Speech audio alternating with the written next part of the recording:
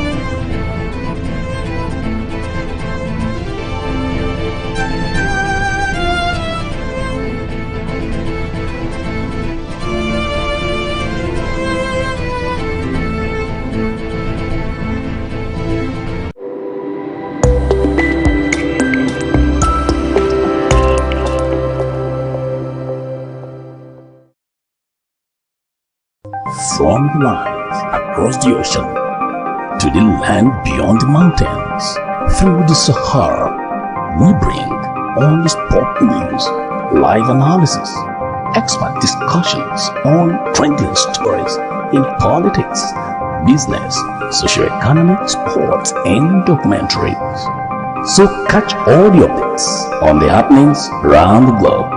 Stay focused on the fact today, only on ATN.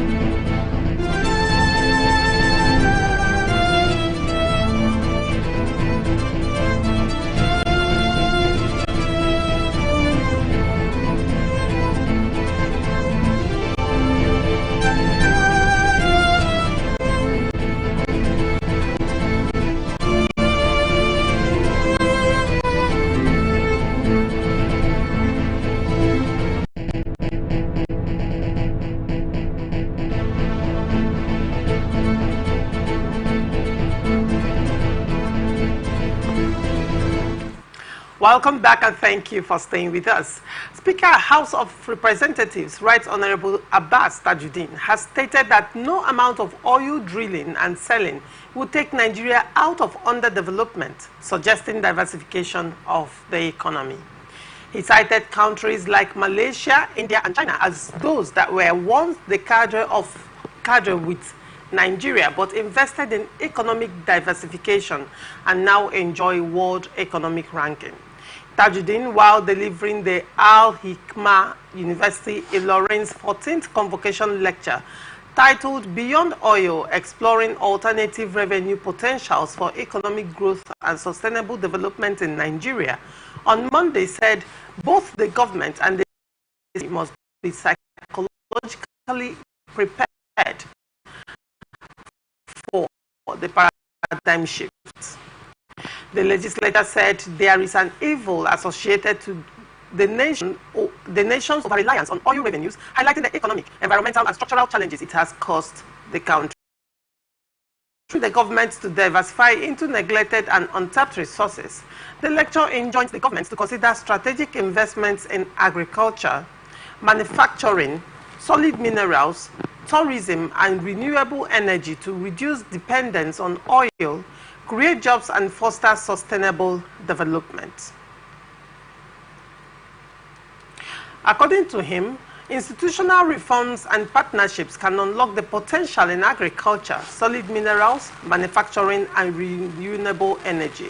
Investing in non-oil sectors can stimulate economic resilience and reduce dependence on volatile oil markets, he posited, adding that countries like Norway, Malaysia, and China achieved economic stability through diversified economies by focusing on fisheries, agriculture, renewable energy, and manufacturing. He said Nigeria must adopt similar strategies to maximize its potential. What do you make of this? It's a whole truth. Okay. That has been spoken there.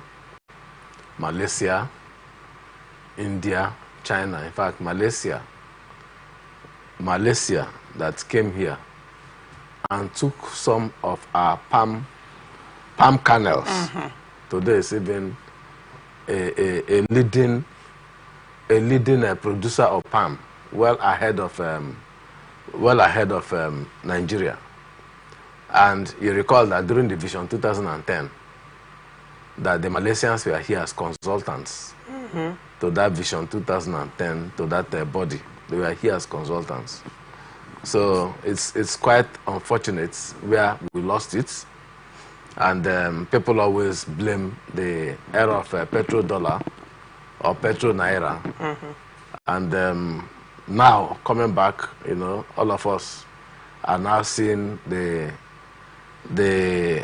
petroleum sector. We are seeing it from, to some extent, the negative angle. So, in fact, some people have also talked about the oil costs. The oil costs, talking about the challenges emanating from our commitments or our engagements in the petroleum sector. In fact, so many people have even claimed that it is responsible for our underdevelopment, which I don't think, maybe to some extent. In some extent, the oil-producing regions. I don't think it's also wrong, because I don't think it's totally the picture that we are painting about it. Whether we like it or not, the advent of petroleum and petroleum production had also helped Nigeria, you know, in terms of putting together infrastructures, in terms of education and for the people. Where we got it wrong was to have neglected sectors such as agriculture, which, because a country needs to feed itself well, and agriculture will also leave some, especially cash crops, for exports. It's supposed to be a major foreign exchange earner. It was the mainstay of the economy before petroleum.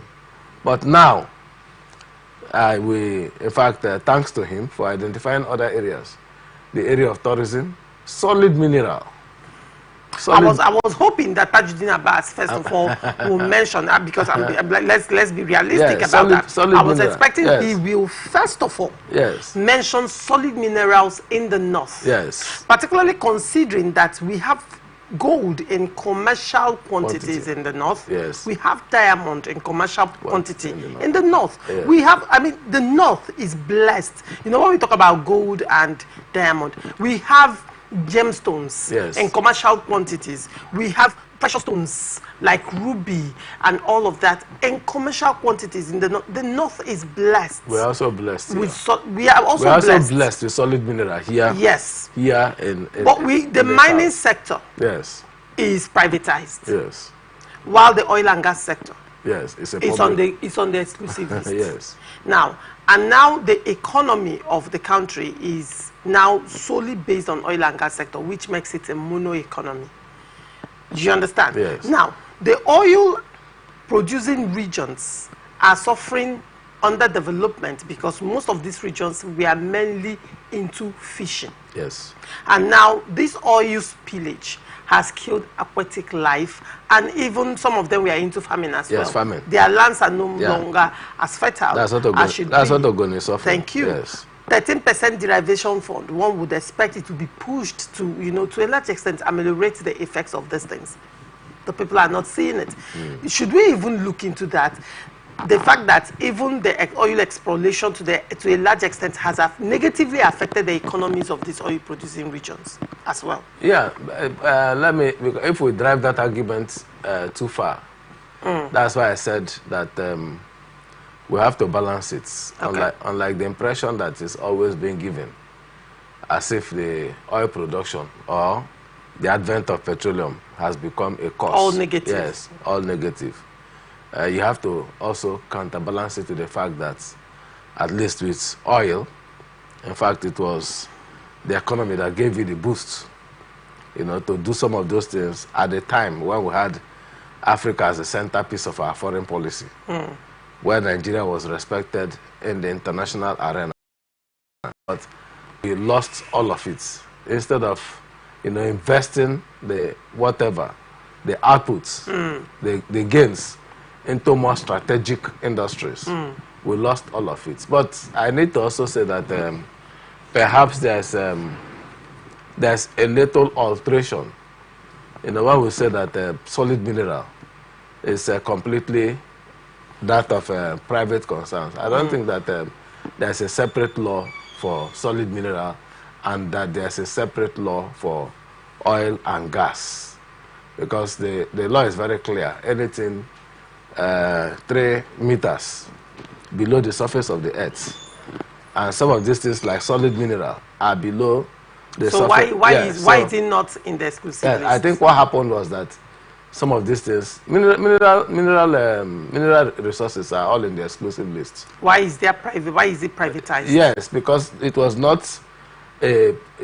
not given any priority, and so some politically exposed persons now took advantage of it. Otherwise, there's nothing that says that, and that's why I'm saying that. So don't you think that the call for diversification of economy by Tajuddin Abbas, the National Assembly, and all the political heavyweights that have been talking, don't you think it's mere lip service? Don't you think it's mere lip service? No, telling Nigerians what they need to hear. It's not. It's not lip service. It's not lip service.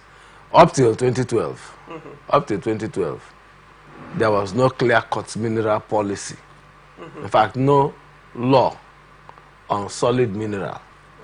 So, but after 2012, going forward, the matter came to the fore. In fact, it was highly discussed, and since then, there have been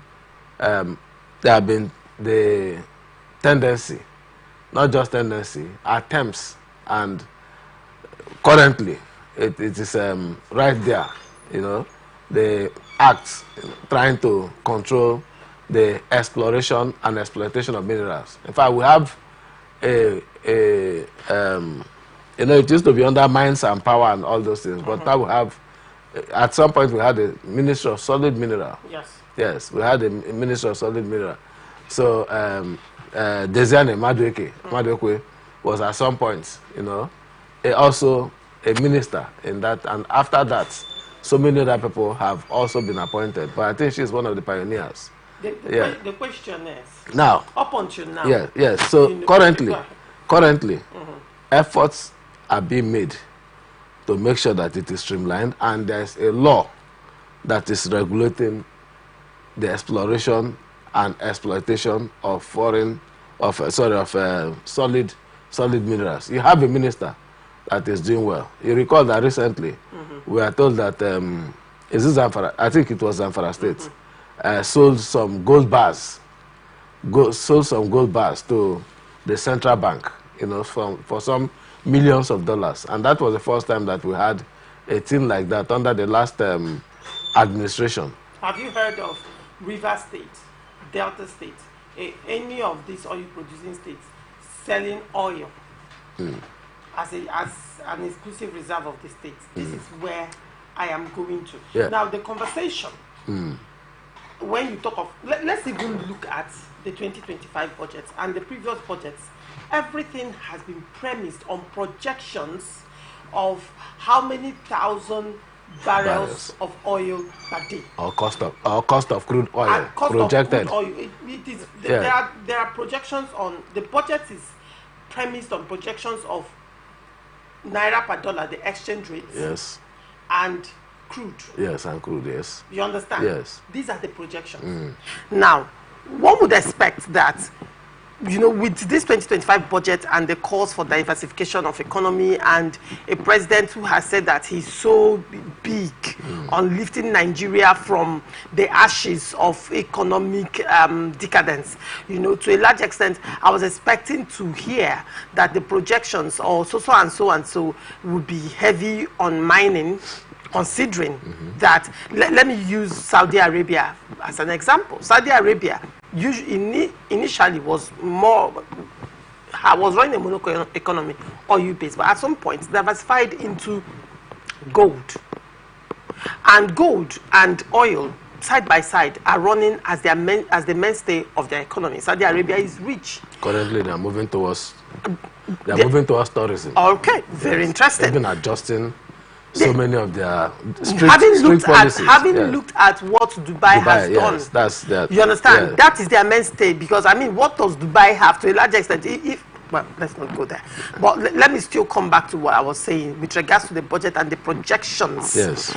Up until now, Nigeria is projecting its budgets on these things that are volatile and not stable. Yeah. And currently, the conversation is not even on mining of the solid minerals. The conversation is blue economy. Blue economy. That's why I am saying, what we have in hand already, yes, why is it in the hands of the few? And the government is expecting that this economy, that's why I am asking you, is this not mere lip service? Yes, it's not. It's not. Make it make sense to me. Because I know that the minister, the current minister of solid minerals, that is doing quite a lot.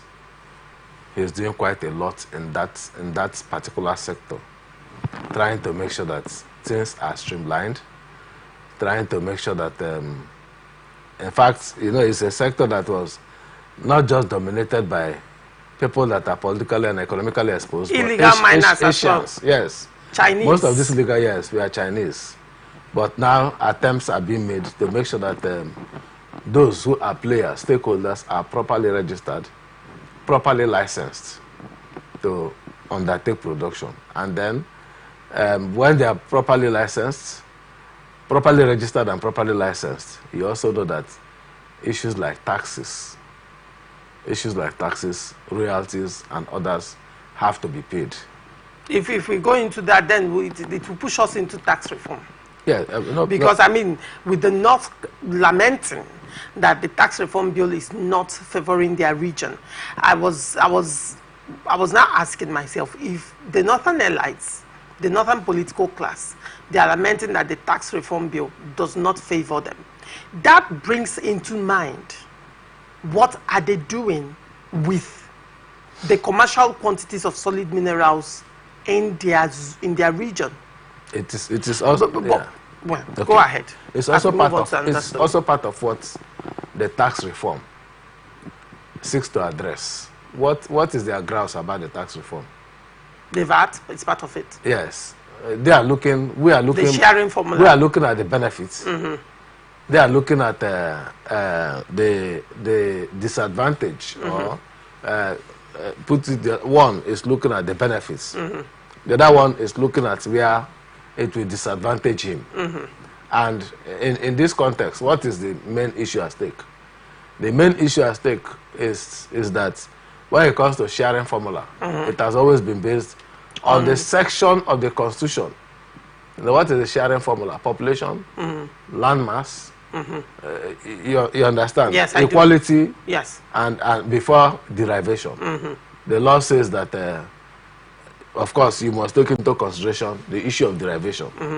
Now the VAT, up till now, favors them. Talking about equality, in fact, as much as 30% or more is given to population. And then another percentage. Even though the population has not been productive. Yes, the population, even arriving at the population, even is how we arrived at the population that we have. It has been projection.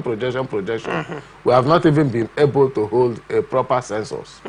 So these issues are there. But be that as it may, you know that derivation was given a very low percentage, which now